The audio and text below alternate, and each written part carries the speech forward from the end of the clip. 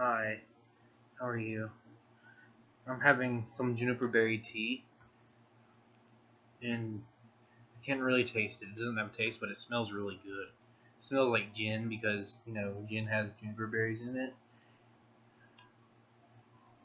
So I don't really know why I'm drinking this if I can't taste it. But today I wanted to talk about how everyone needs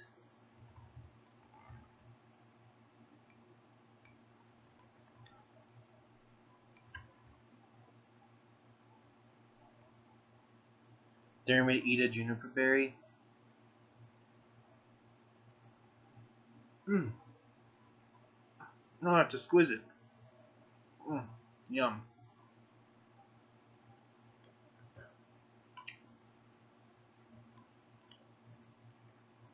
I'll need all of these.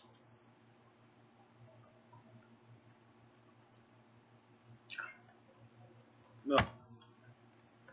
No. Oh, it's not right.